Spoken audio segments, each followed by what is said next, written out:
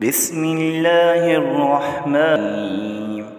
والنجم إذا هوى ما ضل صاحبكم وما غوى وما ينطق عن الهوى إن هو إلا وحي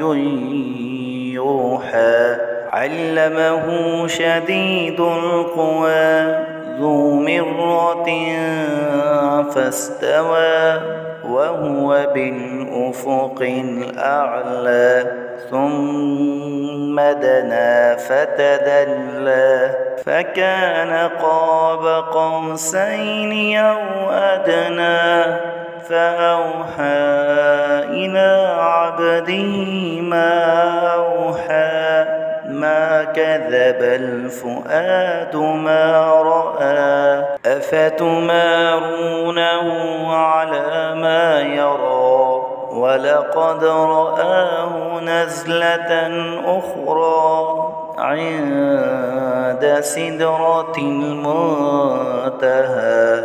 عندها جنة المأوى إذ يغشى السدرة ما يغشى ما زاغ البصر وما طغى لقد رأى من آيات ربه الكبرى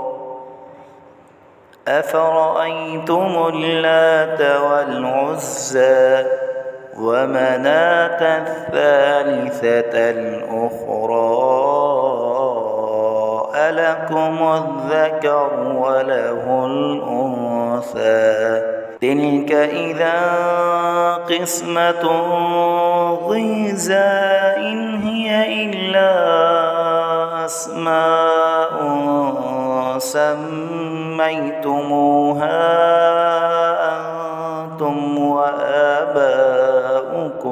أنتم وآباؤكم ما أنزل الله بها من سلطان إن يتبعون إلا الظن وما تهوى الأنفس ولقد جاءهم من ربهم الهدى أم للإنسان ما تمنى فلله الآخرة والأولى وكم من ملك في السماوات لا تغني شفاعتهم شيئا إلا من بعد أن يأذن الله لمن يشاء ويرضى إن الذين لا يؤمنون بالآخرة ليسمون الملائكة تسمية الأنثى وما لهم به من علم إن يتبعون إلا الظن وإن الظن لا يغني من الحق شيئا فأعرض عمن تولى عن ذكرنا ولم يرد إلا الحياة الدنيا ذلك مبلغهم من العلم إن ربك هو أعلم بمن ضل عن سبيله وهو أعلم بمن اهتدى ولله ما في السماوات وما في الأرض ليجزي الذين أساءوا بما عملوا ويجزي الذين أحسنوا بالحسنى الذين يجتنبون كبائر الإثم والفواحش إلا اللمم إن ربك واسع المغفرة هو أعلم بكم إذ أنشأكم من الأرض وإذ أنتم أجنة في بطون أمهاتكم في بطون أمهاتكم فلا تزكوا أنفسكم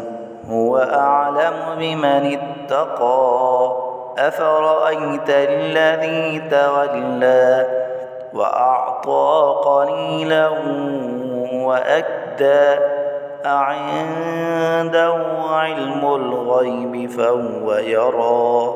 أم لم ينبأ بما في صحف موسى وإبراهيم الذي وفى ألا تزر وازرة وزر أخرى وأن ليس للإنسان إلا ما سعى وأن سعيه سوف يرى ثم يجزاه الجزاء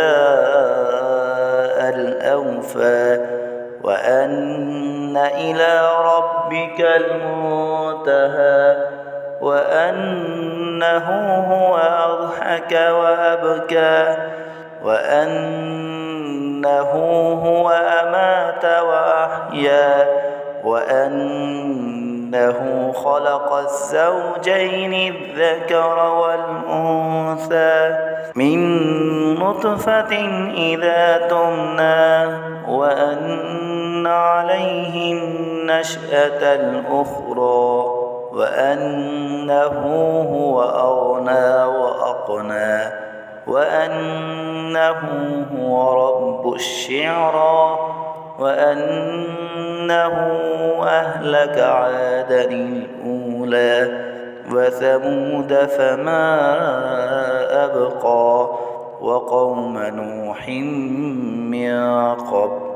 إنهم كانوا هم أظلم وأطغى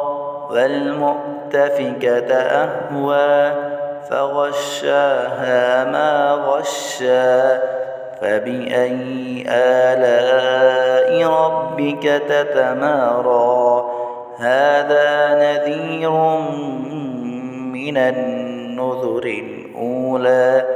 أزفت الآزفة ليس لها من